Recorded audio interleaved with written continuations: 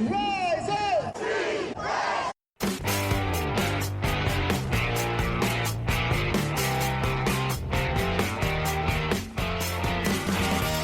This is the Rise Up See Red podcast, all about the Arizona Cardinals and the NFL, featuring insider and outsider perspectives. Enjoy the best hour of Cardinals talk on the web.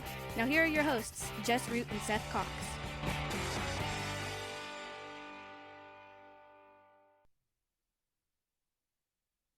Hello, Arizona Cardinals fans, and welcome to the latest edition of the Rise Up See Red podcast, the best hour of Cardinals talk on the web. I'm your host, Jess Root from CardsWire.com, the USA Today NFL Wire site, and we are in the middle of our opponent preview series of shows where we do 14 shows with 14 writers, reporters that cover the Cardinals' 2024 opponents.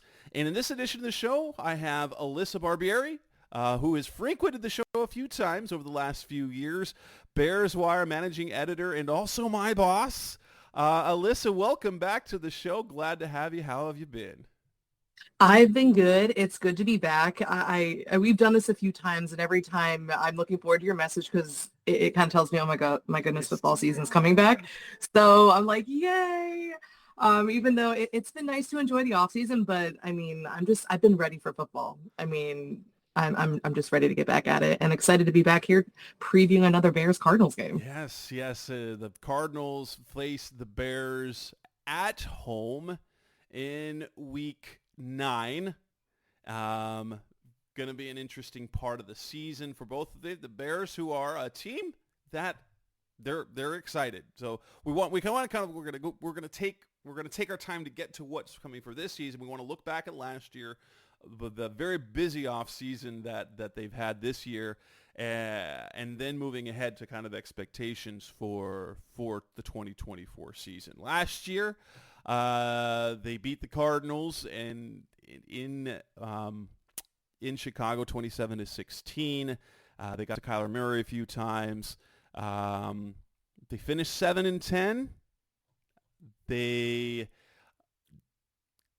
They are kind of below average, 18th in the league in scoring, 20th in scoring defense, but they had a top 12 unit in terms of yards. And that was while Justin Fields still didn't turn the next corner and become like a great quarterback. He was very... well, you tell me. How was Justin Fields in the 13 games he played last season?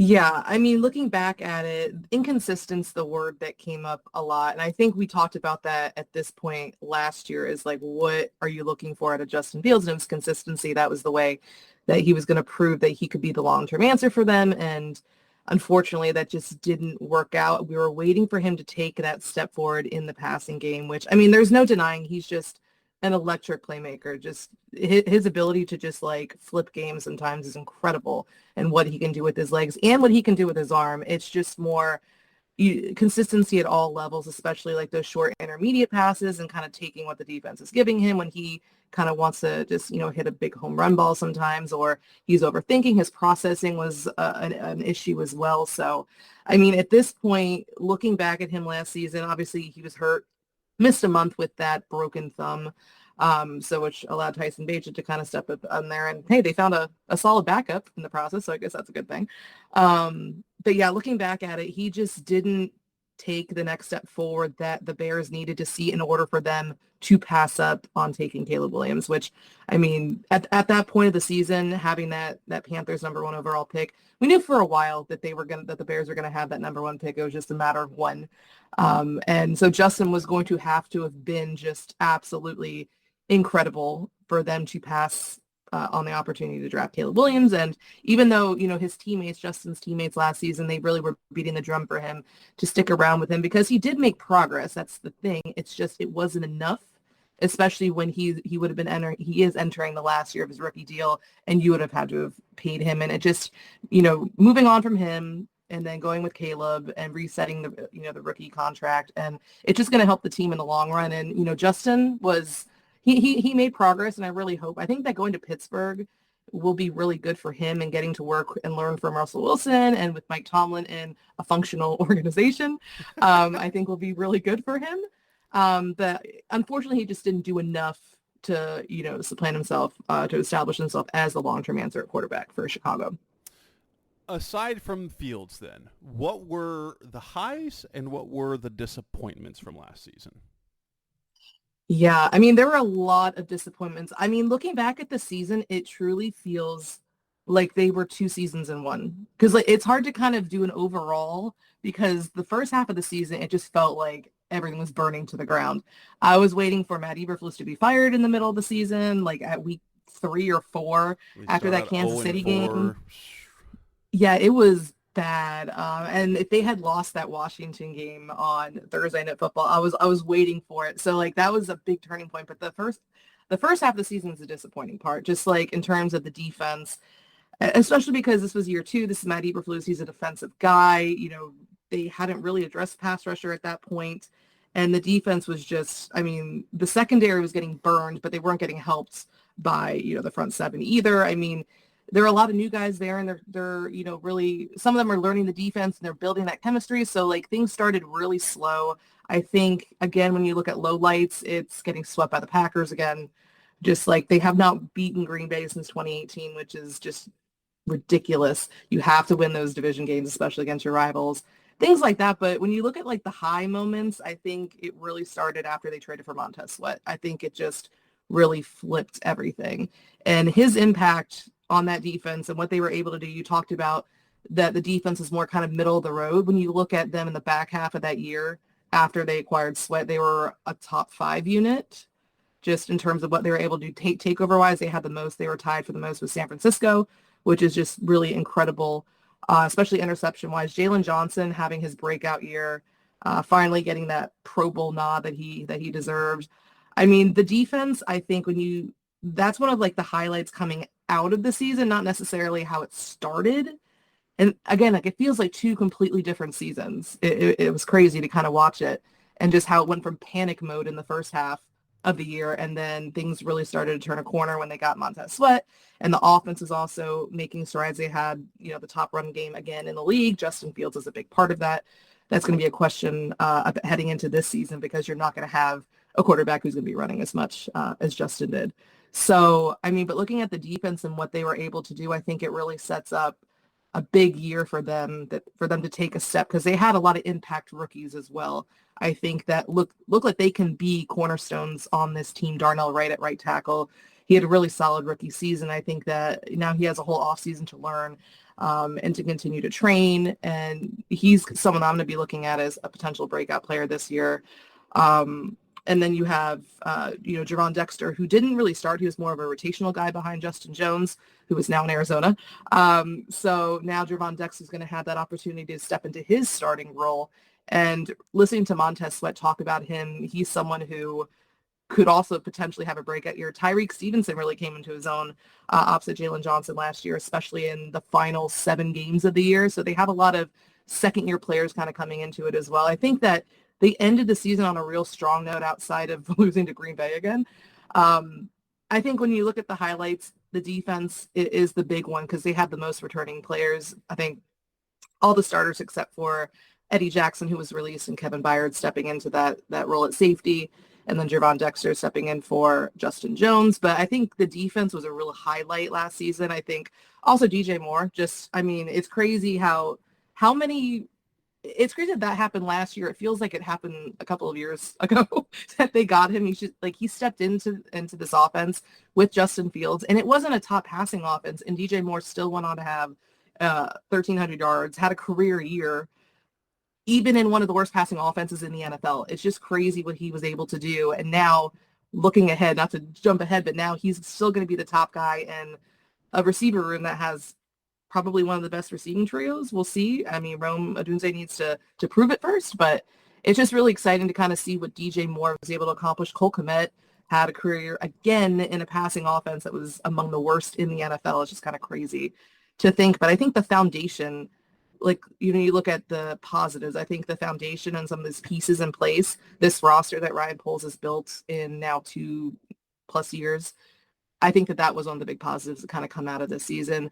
Plus, I mean, you finished 7-10, you still had the number 1 overall pick, thanks to Carolina and that move that Poles made last year. So I mean, when all is said and done, it was not acceptable. They had a chance to contend for the playoffs at the end of the year. I think that was also a low light. They were in a position to make the playoffs, and they just need to learn how to finish games, and that's going to be a big thing with Matt Eberflus, because I think if they don't find success and they're not playoff contenders this season, at least contending, Eberflus could be on the hot seat. Year 3 is this year that where everything should start to click when you listen to the Bears talk about it.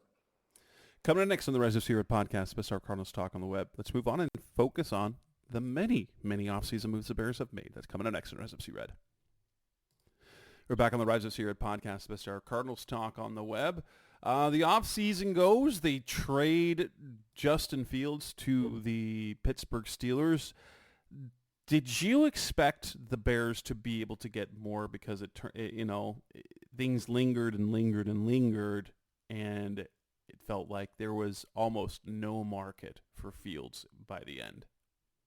Yeah, that surprised me. I didn't think that they were going to get as much as some people were projecting that they would get. Like, I mean, at one point there was someone at ESPN saying, no, they could get a first rounder. I'm like, no, What? dude, come on.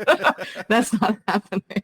Even a second, but I mean, at this point, like a conditional 6, I mean, it was shocking, like covering that like in real time too, when like, you know, that they're going to take Caleb Williams and they're shopping him, but they're not saying that they're shopping him or that they're moving on. It was like a whirlwind. This offseason was crazy, but I was shocked that there wasn't more of a market, especially when you see some of the veterans that, you know, were signed in free agency or acquired via trade. And some of them like, really? Like, you think they're better than Justin Fields? I mean, I think it had a lot more to do with, again, you know, anytime you're trading draft capital, I mean, you have to be really sold on this, especially if it's going to be a higher pick. And he's entering the last year of his rookie deal. The money, you would have to probably at that point assume you're going to pay him.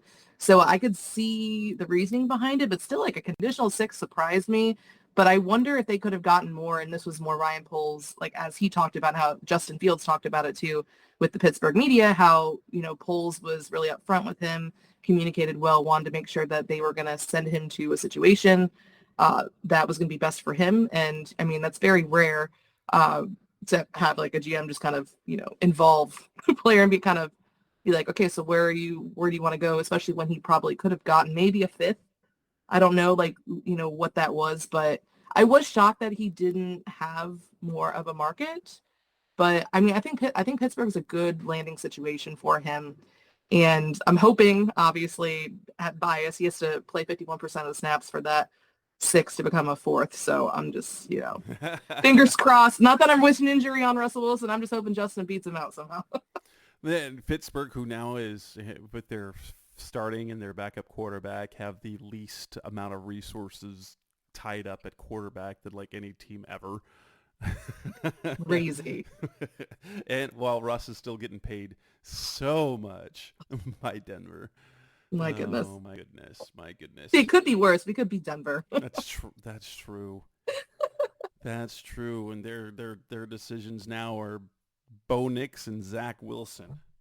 Woo! Woo! Flip a coin. No, go with Bo.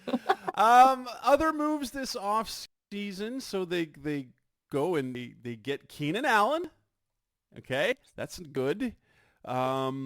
They acquire in free agency DeAndre Swift, Gerald Everett, Coleman Shelton.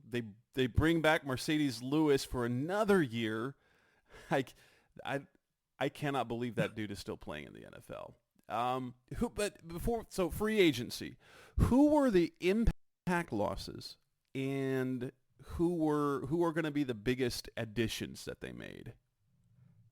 Yeah, impact losses. I mean, it's crazy because I'm thinking like Justin Jones is one, because he's like one of your starters on defense. There weren't a lot of impact, you know, like guys that were hitting free agency. Jalen Johnson was going to be the big one, but like Darnell Mooney is someone who, you know, looking in his first season, like he really looked like someone who could establish himself as a really solid receiver with Chicago. And unfortunately, things just kind of went downhill, and both, you know, sides didn't kind of seem to be there, and they kind of let him go and rebuilt the entire receiver room.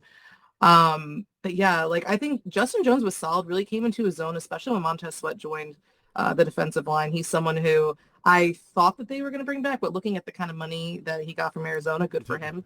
Yeah. He just, That's I see that move when the Cardinals signed Jones for a number of reasons. His jump in production in the pass rush last year, as they view him, I think they see a little upside in that fashion, that he could be a 6 to 8 sack guy from the interior, which he has not previously been in his career. Yeah, he's someone, he definitely benefited as later in the season when Sweat came, and that's something that Javon Dexter is going to have to, really, he showed that he could do that too from the interior, so it'll be interesting to see that. But yeah, looking at, I think Darnell Mooney was probably one of the biggest ones as well, losing him. But I think also Jalen Johnson was the big one everyone was watching, and the fact that they were able to re-sign him after just a monster year, and he's quietly been one of the most consistent cornerbacks in the league, and someone that, opposing teams don't like to target, which really helped Tyreek Stevenson last season kind of, get his legs wet a little bit. So I think that was one of the big moves too. They were able to bring him back, and kind of looking at their additions. Are we just free agency? We talking trades too? Do the trades too, yeah. Okay, yeah. So obviously I think Keenan Allen's the biggest addition that they made this offseason outside of the draft. Outside of Caleb Williams, we're talking just like veteran additions. Keenan Allen was the biggest for sure. And then bringing him in here, and this is before Rome Odunze was on the team, I think receiver was a huge need. And pairing him with DJ Moore, I almost called him DJ Allen. That's going to be their name. Pairing him with DJ Moore, just for whichever quarterback was going to be there, whether it was Justin Fields or Caleb Williams, I think that's just huge. It's something that the Bears have not had a solid receiver duo since this is probably their best since Brandon Marshall and Alshon Jeffrey, like a while ago. So was that back in 2015? It's crazy. But yeah, I think Keenan Allen was a huge addition, and then you add Rome Odunze into the mix.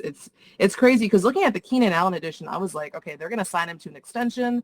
You're bringing him in on the final year of his deal, but then kind of them going out and adding Odunze, I think it kind of sets up where they probably don't re-sign him, especially when you watch the receiver market being reset the way it is. I think you have and his age. Insurance. He's going to be 32 this year. Yeah, and it really did seem like he's going to be 32.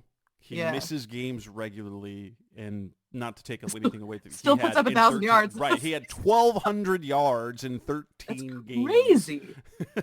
That's crazy. I was like, wait, how many games? That was 13. He's like putting up 1,300 yards. I'm like, that is insane. I think he's going to be a huge help for obviously Caleb Williams, but also Rome Odunze as well, and just kind of being, that veteran, that teacher in the receiver room. I think that'll be really big, even if he is only a 1-year rental. I think his impact on this offense and what they have with those three is going to be huge. DeAndre Swift obviously was another big addition for them. And, this is still a running back committee approach, but he's going to be that lead back. They had Deontay Foreman last year, let him kind of move on. Khalil Herbert was that starter. DeAndre Swift, I think, brings a little bit more to the table. He's more well-rounded. He's just a playmaker in all facets. And I think that Caleb's going to really appreciate that. Having that strong run game, I think it's going to be more important than ever because, again, you're losing Justin Fields, who was most of your run game last year.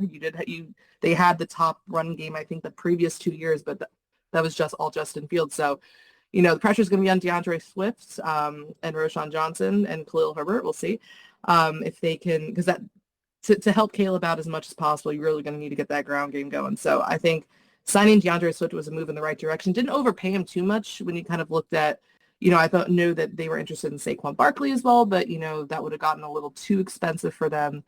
Gerald Everett, I think, is an underrated addition. He kind of, just because there's so many moves that they made this offseason that some guys are kind of getting swept under the rug a little bit. You now have 2 number 1 tight ends in Cole Kmet and Gerald Everett. Again, there's so many weapons and just one ball to go around, so there's going to be some disappointed guys. It's going to be nice to see the Bears, though, actually open up the passing game a little bit, which I'm just used to them, run the ball at this point. So, it's been a crazy offseason. I'm going back through my head and thinking of all the moves. Trading for Ryan Bates and signing Coleman Shelton, because center has been a position that's plagued them for a while now.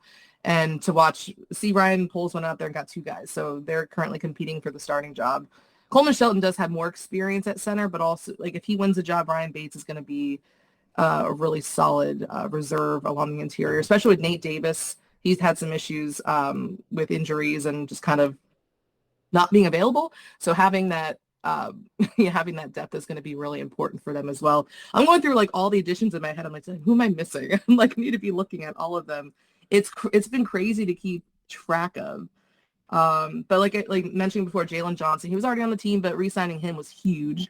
They got some depth. Oh, Kevin Byers. You had to forget about Kevin Byard. Um, an all-pro safety to pair with Jaquan Brisker, who I think could be poised for a breakout year, especially now. If this defense really does rise to the occasion in year 3 in Matt Eberflus's scheme, which I think they have the potential to, I think that Brisker is someone who could really stand out. I think Kevin Byard is going to help him a whole lot. Replacing Eddie Jackson, I think, they released him earlier this offseason. He had a massive cap hit. I think he was going to get 17.9 million this year. Part of the And he part just, of the attrition, just it was bad for safeties for a yeah. little bit.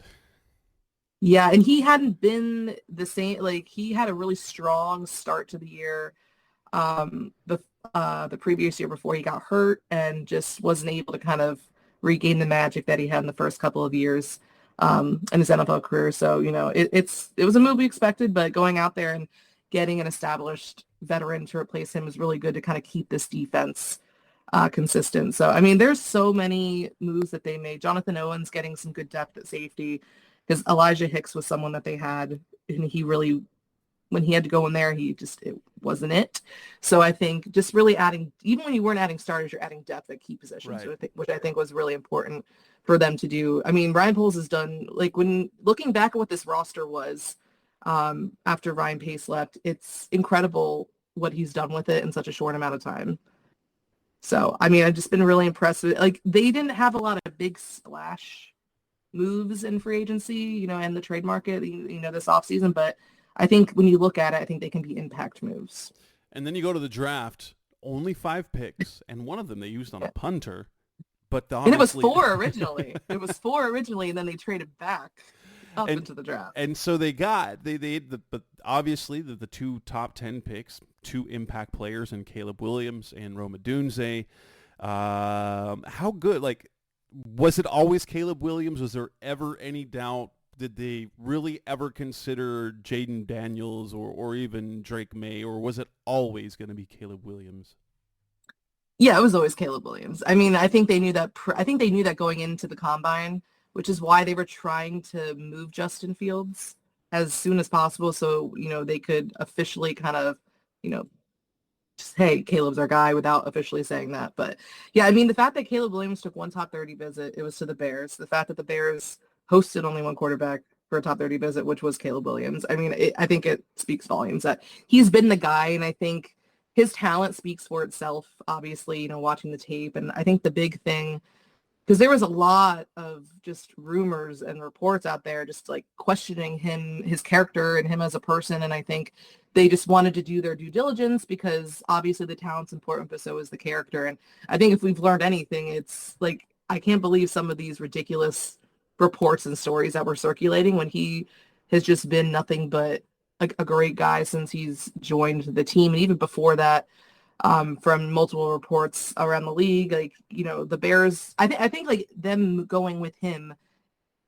like from the beginning and knowing so early on, they were able to get a jump start on teaching him the offense. Like I think on one of the second visit, maybe his official top 30 visit, they're already teaching him the offense because they know he's going to be the guy. He's going to dinner with his teammates, guys like DJ Moore, and Cole Kmet, and really getting a head start on that. But he's always been the guy. I don't think there's any doubt. They wanted to make sure the character thing was there, but I think they learned that pretty early on. And that's why they were, like I said, they were trying to move Justin Fields as quickly as they could. And unfortunately, took a little bit longer, but Caleb has always been the guy. And I think that they got validation there too, especially at the combine. Do you have any concerns about not necessarily the play on the field, but the quirks of his personality and fitting into the NFL? I don't. I find it hilarious to see like some people like freaking out about the nails and all this They stuff. painted his nails. I love that. I think that's cool. I'm looking for an F Green Bay, set, like one, like, like I'm ready for that. Like, I love that he's 20, like what, 21, 22 years old, and he's so assured of himself. Looking back when I was that age, I had no idea. So just like he is just so, I think the way he carries himself, he's so assured of himself and just comfortable and knows who he is and knows that he's a great player as well. I'm not worried about that at all. I love it because like even just the press conferences, the difference between watching Justin Fields getting up there and talking versus Caleb Williams, it's so different. He's so entertaining. He's so open and welcoming. I mean, like obviously after a rough game, it's not always going to be like that, but it reminds me of, not that I was around to witness it, wasn't alive, but when Jim McMahon was quarterback in Chicago, like you need a character. Like, they're different, but also like Caleb is giving me those vibes in terms of just, he's going to be a character like that. He's going to be he's going to be a Hopefully leader. Caleb Williams is a better quarterback than Jim McMahon, Yeah. though. I mean, hopefully he can stay healthy because that was McMahon's problem. It's like he couldn't stay healthy. So just, we got to make sure that that's going to be right. But yeah, I mean, I have no problems with it whatsoever. I think it's a breath of fresh air. I love it. And I love his confidence because it could come off as cockiness, but it doesn't. Well, I don't know. I'm excited. It's I'm interesting excited to see Hard because Knocks. I think people got, like this past year at USC was obviously not the best, but look what he did the previous year. Look what he did as a freshman at Oklahoma, and he's exciting, and he absolutely had no help last year with that offensive line. Their defense was atrocious, and so there were some highlight throws, but yeah, it seemed like some people forgot what he'd already done. It would have been different if that was what he had put on film, and he didn't already have those 2 previous years of, his freshman year at Oklahoma and then the 2023 or the 2022 year in USC. But it should be now. I am not as bullish on the Bears personally because he's still a rookie, and I don't think he's going to have like rookie success like of top quarterbacks. Like when you got Andrew Luck and you have C.J. Stroud, and I don't think Caleb Williams is there, but I think, like one of the things when I was looking at, and we'll talk about in a minute, is like the projected win totals that came out. I saw the Bears as a team that you could hit the under on not because of their lack of talent, but just the inconsistent rookie quarterbacks. Now, he does have an incredibly talented supporting cast, and I know that's funny to look at now when you wanted Justin Fields to be good, and then they gave him the talent he had, and they bring in Caleb Williams, and now they add Keenan Allen. You've got DeAndre Swift at running back, you've got DJ Moore, you've got Keenan Allen, you've got Cole Kmet, you had Gerald Everett, and then you go and draft Rome Odunze, who in maybe in any other draft would be a top receiver, but with Marvin Harrison Jr. and Malik Neighbors ends up being the number 3, and he drops all the way to the 9th overall pick. Could the draft in the first 10 picks, could it have gone any better? Or was that sort of the perfect way for things to play out for the top 10?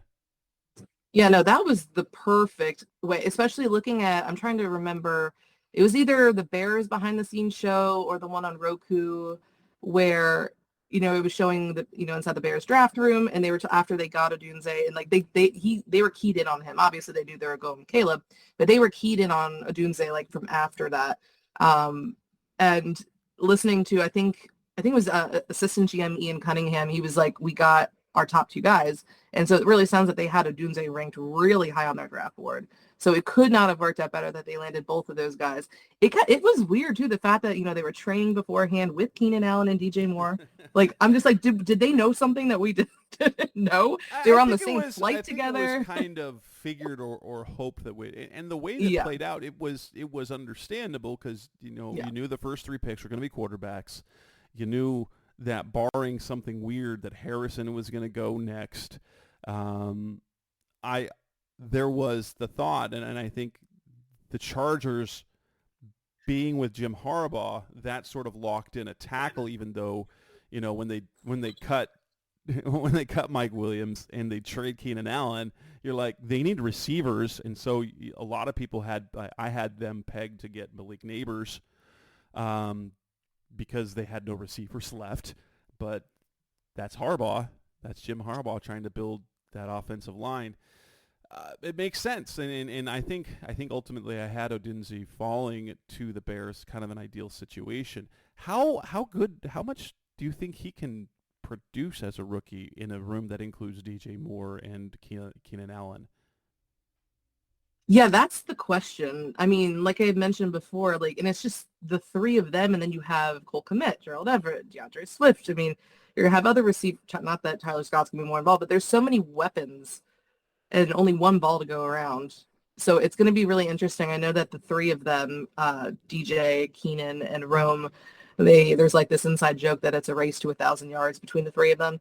So we'll see who gets there first. But I do think that, it's a pick your poison for opposing defenses with the three of them. They can all do something just so well. Like they bring something to the table. And I think you're going to have to choose. I think that, DJ Moore and Keenan Allen are going to get a lot of the attention.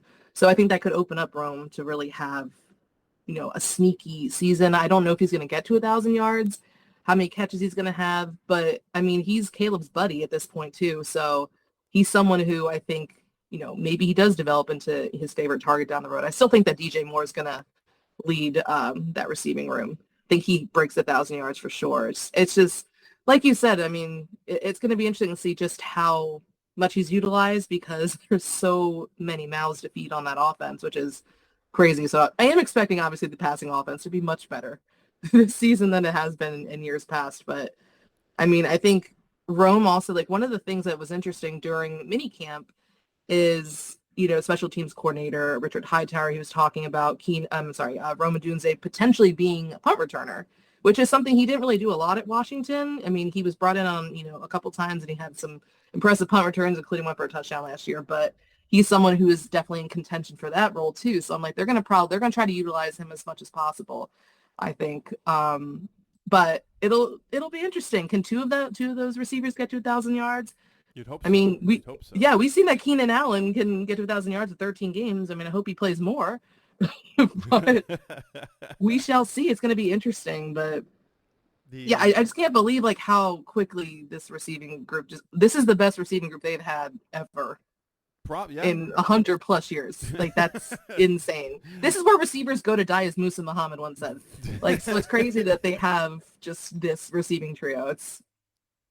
It feels different. It's weird. And then you have three more picks in the draft. Kieran, I hope I don't destroy this. Amagaji tackle out of Yale. Nailed it. Torrey Taylor, punter out of Iowa, and then honestly, Austin Booker, defensive edge defender out of Kansas, was a guy I thought would go much higher. Do any of the Me too. Torrey Taylor, I'm guessing, is going to be the guy. So obviously he's going to punt. Does Amagaji fit in this year, and how does Austin Booker fit in as a rookie? Yeah, no, I think Amagaji's he's going to be just kind of in that reserve learning role this season. They're set at tackle right now, Braxton Jones and Darnell Wright, and he's still recovering from his injury that he suffered last year. So he's going to be more just kind of it's a learning year for him. And as a key reserve, I think Austin Booker that's going to be interesting because looking at edge rusher outside of Montez Sweat, you don't have a whole lot. DeMarcus Walker is probably going to be your other starter on the opposite side, but I think that Booker they could go out and re-sign Yannick Ngakoue like they did at this point last year because he's healthy. He knows the defense. He was really thriving there when Sweat was brought in before he suffered his broken ankle near the end of the year. So I still think they're going to bring in another edge rusher, but if they don't, I think that Austin Booker could see a fair amount of time. And like you said, I was shocked that he fell that far. I thought he was going to go higher, and I think, that pick was that was their original 5th-round pick from Buffalo that they traded for Ryan Bates. So they traded back for it. They traded back into the draft to get him, which I think speaks volumes about they didn't think he was going to be there either. So, I think that this season, it'll be interesting depending on what else they do this offseason. But I think he has the potential to get a good amount of reps as a rookie, which, and learning from Montez Sweat, I think is just going to be just instrumental for him. I mean, it's really interesting too. Like I'm curious to get your thoughts on the Tory Taylor pick. What were your thoughts when the Bears drafted a punter in the 4th round? I don't know. I don't know about drafting punter because punter, like, I don't know. But and I also thought that's personal preference because I happen to know the kid. There was I don't know Tory, but the kid out of Texas Tech, Austin McNamara. Tory Taylor, Austin McNamara were pretty close in terms of rankings, but I know Austin. I wanted him to get drafted. He ended up signing as a rookie free agent with the Bengals. But if you need a punter and you love a guy, I mean, hopefully he's a difference maker, right? Because you don't drafting kickers usually ends up being bad luck. But yeah, I mean, day 3 picks. Most day 3 picks are throwaway picks, right? And this wasn't a particularly deep class. No. Like later on in the draft, which I think really made the decision easier too for them. But like he was someone too that they locked in on, and they immediately released Trenton Gill because like he just wasn't getting it done. But like from just like I mean obviously like from practices so far in minicamp, like this kid is booting that thing. Like he's been a highlight. And I love how like Caleb Williams like called him like, dude, you're not gonna have to punt as much. You're not gonna have to punt anyway. So just worry about holding for kicks. That's all you're gonna have to do.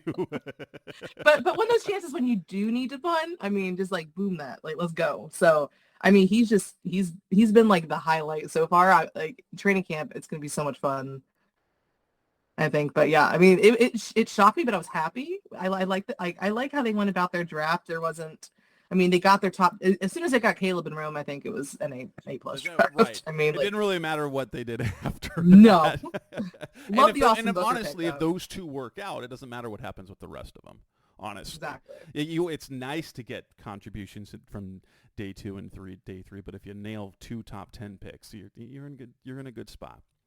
One of them. Yeah. Oh, really. Coming up next on the Rise Up Zero podcast, Best Our Cardinals Talk on the Web. Let's move on and talk about what the hopes and dreams and expectations are for the Chicago Bears in 2024. That's coming up next on Rise Up Zero Red. We're back on the Rise Up Zero podcast, Best Our Cardinals Talk on the Web. 2024 Bears playing in a very tough division that has the Detroit Lions, who are Super Bowl contenders supposedly this year. You've got the Green Bay Packers, who played really well, and their people are talking about Jordan Love as a potential, MVP sleeper. And then you've got the Bears coming off a 7-win team, adding the talent that they did. There's the hope that they can be a playoff team. What are your expectations? What do you think is in store for this team? With this, I always try to be reasonable, but like we're also at the point where it's the off season and like nothing's happened yet. So you're like more leaning on the optimistic side, but still trying to be reasonable. So like I actually said this last year too, but it's just like heading into the seasons, I expect them to contend for the playoffs and be in the race, except for maybe last year, maybe they get one of those final spots. We'll see, but it's going to depend on Caleb, obviously, and his development. And I don't expect him to have a CJ Stroud rookie season, but I don't think it's unfair to assume that he could have a really solid rookie year, especially the way that they've set this up, because this is the first time where the Bears have a solid foundation in place for a young quarterback. Like before with Mitchell Trubisky and Justin Fields, it just like there wasn't a solid foundation there. And I think that Ryan Poles really went out of his way to get that in place before even getting the quarterback, and then continuing to add as well, like with getting Rome Odunze. So, I mean, it's going to depend on him. It's the defense. I mean, if the defense is a top 10 unit like they should be this year after the improvement that they made and, some additions, key additions that they made as well, I think that'll keep them in it. But like you said, this is a tough division with the Lions. I can't believe you just said Super Bowl contenders. I have family that are Lions fans, and they are insufferable. So it's rough for me. Give them because they've been suffering for so long. So have I. I mean, it's true. That's true. But come on, the Lions, like there's at least history with the Bears. Yeah. I mean, it's before your time, but way before. I remember when the Bears were good, but I remember in '06. Like, there we go. Like, I mean, no, of course, there's Rex Grossman. Rex Grossman. I don't care. I'm throwing it deep. Oh man. it. So, will it be a disappointment? Will it be viewed as a disappointment after going 7-10 with the roster last year? If you're not if you don't win 9-10 games and not, I don't know if to say if they don't make the playoffs, it'd be a disappointment. But if they're not at least right there in the mix late in the season, is that sort of expectations for this year, even with a rookie quarterback? Yes, because you made the move, obviously believing Caleb is an upgrade over Justin Fields. And I know he's a rookie, but again, with the pieces in place, I think might be a bit of a slow start, but I think that he'll really find his way as the season progresses. But with your this year 3, like there was a time like where we assumed Matt Eberflus was going to be fired at the end of the year. And Kevin Warren, their president, and even Ryan Poles was talking about how year 3 is such an important part. This is where things should really start to click. So if you're not winning 9 games this season after winning 7 last year and making these improvements that you made on the roster, absolutely it'll be a disappointment. So I do expect them to kind of be, well, I'm trying to think what my early prediction was. Was it 9-8 or 10? It might have been 10-7 optimistically, maybe. I might have been 10-7 because again we're the early part of the offseason. Right. Well, looking at the projected win totals when BetMGN came out with them, they had it at 9.5. 9.5. Yeah. And now I go back and forth. Well, here's the thing. I don't know. Like I like Caleb Williams as a quarterback, but do I like him the way CJ? Because CJ Stroud and Andrew Luck had special rookie seasons. And can we expect that for Caleb? And I think the one thing that CJ did really, really well, he took care of the football. And I know that Caleb's style of football could lend itself to more mistakes, especially in year 1.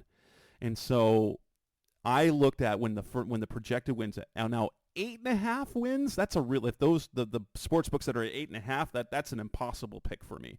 But at 9.5, I'm like, I like the under on that. Not because I think they're going to be bad, but I think that at best they're an 8 or a 9 win team this year. I think that at best they're an 8 or a 9 win team. And I think obviously you could do better than that. That's in a best case scenario, but you open the season against the Texans. You play the Rams, who are a playoff team. You play, now granted they don't have the toughest schedule like from top to bottom, but the late part of the schedule. Yeah, the late part. The late part of the schedule. I think that's where, over the 1, 2, 3, 4, 5, 6, 7, 8, the final 8 games, you've got the Packers twice. You've got the Lions. You have all the division games in the final 8 games in the season. And then you play the 49ers as well. And you play the Seahawks, although the Seahawks is probably the of those final 8 games. We'll have to wait and see whether it's the Seattle or Minnesota that is the weaker team at that point, because you don't know what the quarterback situation is good at that point for Minnesota, how good J.J. McCarthy is going to be. And then Seattle, they've got a new head coach, but that defense could look good. So I have them pegged about 8 or 9 wins, and I think they just missed the I think I see them kind of like as a team like the Cardinals. Now, for you, what do you think their ceiling is, and what do you think is a worst-case scenario? Barring major injury, Caleb Williams go down like that. How do you think what do you think the range of wins for them is? I think worst case scenario would be the same exact record that you had last year. That makes after sense. Making the improvements, because that's the thing is, I think then you're talking about Matt Eberflus is gone.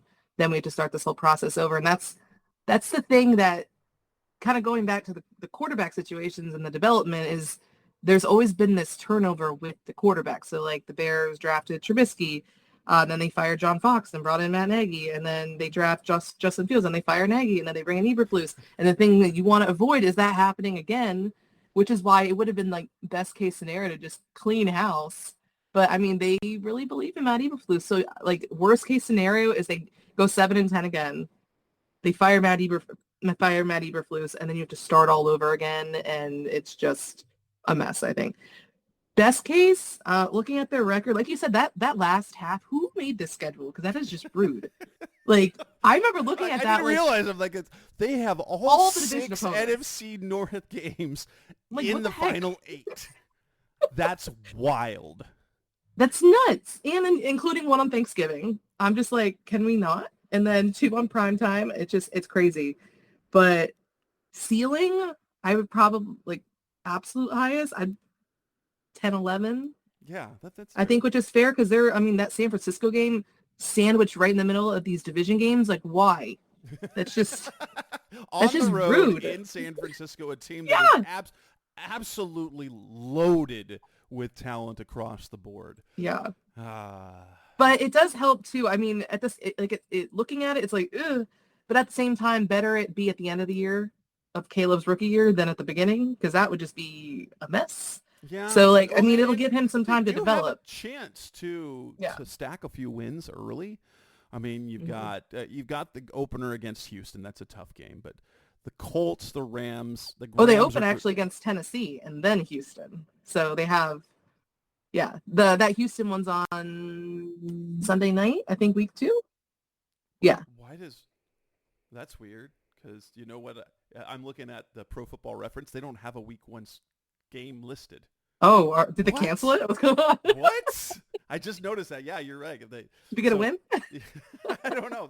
They have the preseason 4. I wonder if it's just because of the tables, because they have the extra preseason game. But no, they don't even have week 1 listed on Pro Football Reference. That's weird.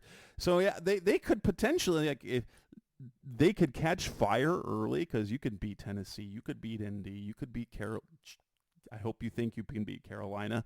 You can beat Jacksonville. They could start, like 4-2 and then but then collapse. I mean, it's going to be hard to keep up. And then after the bye week, you got Washington. How do the Bears and Bears fans view the game against the Cardinals? What's the sort of the vibe with that particular matchup?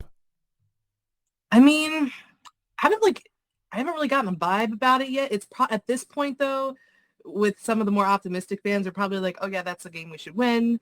You know what I mean? It just, like, I think Cardinal fans probably looking at us kind of being like, oh yeah, that's a game we should win.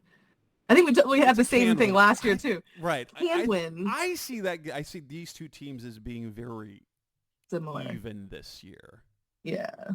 And so I do, which I think is going to be, like, getting to see Marvin Harrison Jr. and Rome Odunze, obviously not at the same time, but, like, on the field and going again. Like, I'm excited for that. Like, I think that's going to be crazy.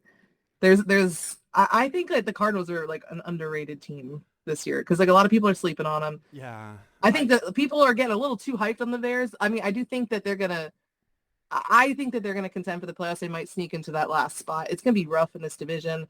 It depends, again, like, on Caleb, and we'll see. I don't expect him to have a CJ Stroud year. I do expect him to have a really good rookie year, because that's what he's set up for. Yeah.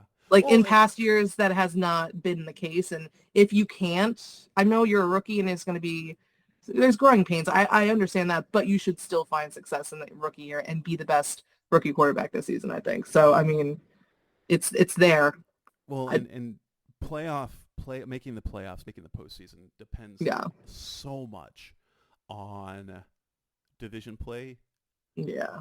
And so for 2 reasons, the 2 reasons that they have all 6 division games in the final 8. And so 1, that's tough. That's a tough stretch. 1. And 2, so if they do well, that's going to say a lot about their season. And 2, like, just for the timing of them and the fact that it's a tough division games, I always think that it takes you have to plan for 3-3 in the division to make the postseason. And basically just hold, like, you don't want to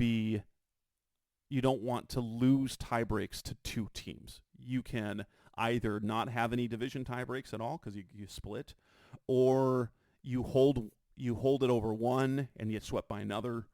But it's always boring to say, but it's gonna come down to how they play in their division games, and that's all gonna come late in the season, and either Williams has kind of grown into himself, or that's also the time of year when things can start coming off the rails a little bit if things aren't.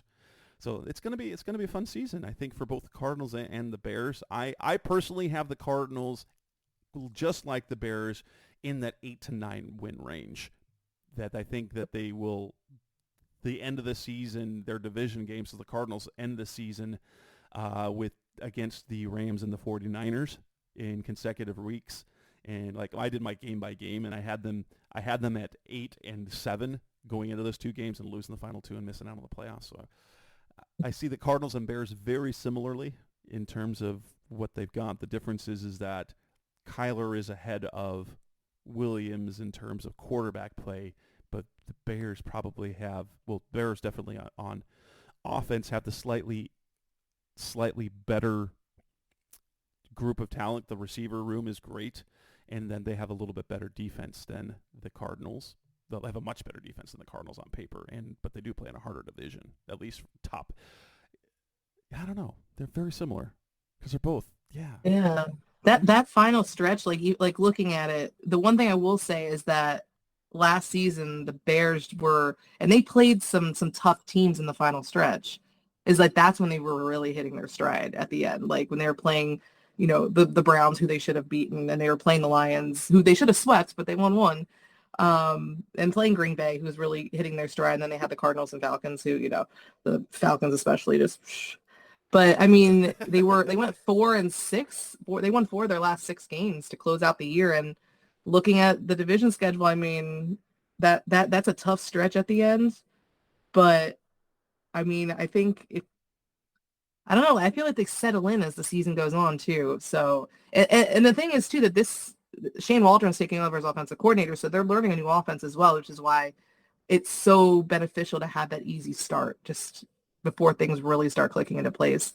So I'm convincing myself I'm good with like the strong close to the season, just so it allows them that time to kind of really get acclimated. But I mean, yeah, I'm like, I have them going 9-8 right now. Which, again, 2 more wins, that's acceptable. Caleb Williams has to show progress. The defense has to show progress in order to keep Matt Eberflus around. So it'll be interesting. I mean, do just well enough to keep the coach around another year to then be just well enough. And then they make the playoffs the following year. Like it feels like the Lions a little bit, where it's crazy because this is the same year when they did Hard Knocks. That was like the first year where you really kind of saw something start, and then it's like a slow process there. They're building, but or here's what happens. I hope that they just missed the playoffs. They fire Eberflus. They bring in a new coach who makes the playoffs in the first year, so he looks like he's doing great, like Nagy. I was gonna say that's Matt Nagy to a T right there. And then it just all goes down after that. And then it just starts that circle again, and Please no. Oh, it's rough. It's rough having teams like the Cardinals and the Bears and their struggles over the last 20 years is. 100 years. Oh my gosh. Yes. And 2 of the oldest franchises in the entire NFL. We've, not us personally because we've not been around that long, but like these franchises have seen some rough times over the decades, multiple. For sure. Alyssa, thank you so much for your time. That'll wrap up this edition of the Rise of Zero podcast, the best of Cardinals Talk on the web as we continue with the opponent preview series. You can find Alyssa's work at the Bears Wire, and also you can follow her on social media. Where can you find you? They're on the Twitter X world of social stuff. I love how you call it X. I would never call it that. You can find me on Twitter at Alyssa Barbieri. Very easy there. Thanks, Alyssa, for your time. That'll wrap up this edition of the show. That's Alyssa. I'm Jess Root. We will be back again soon. Thanks for listening, as always. Thanks for listening to the latest edition of the Rise Up, See Red podcast. Listen to previous episodes and subscribe to the show on Apple Podcasts, Stitcher Radio, Audioboom, or many other podcast platforms so shows are delivered directly to your mobile device. Please give the show a 5-star rating and always support the sponsors who support the show. We'll be back soon for the best hour of Cardinals talk on the web. Rise Up Red Sea, Be Red Sea Red, and of course, Rise Up Sea Red.